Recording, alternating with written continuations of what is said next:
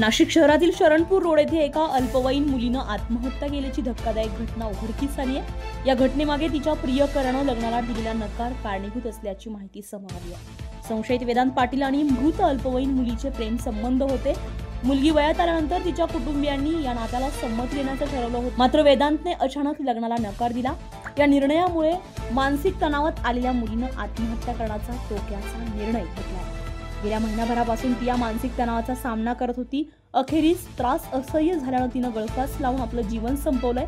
या प्रकरणी सरकारवाडा पोलीस ठाण्यामध्ये गुन्हा दाखल करण्यात आलाय। पोलिसांनी संशयित वेदांत पाटील याला ताब्यात घेतलंय, तर पुढील तपास सरकारवाडा पोलीस करतायत। नगरमध्ये राहणाऱ्या अल्पवयीन मुलीच्या मावशीच्या तक्रारीवरून हा गुन्हा दाखल आहे। त्यातली ती अल्पवयीन आणि बळीत मुलगी आहे, तिने आत्महत्या केली। तक्रारीनुसार त्यातला जो आरोपी आहे वेदांत पाटील म्हणून, याने त्या मुलीला लग्न करण्याचं आश्वासन दिलं, नंतर लग्नाला नकार दिला।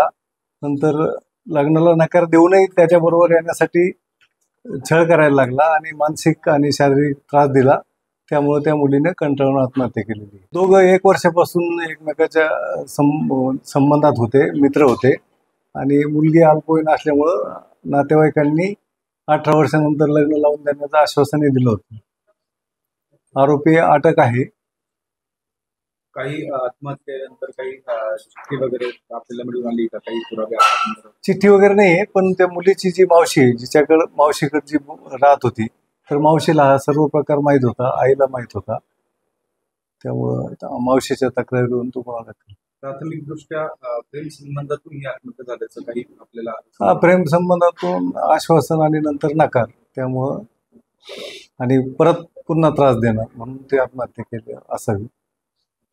Nashik today news Nashik.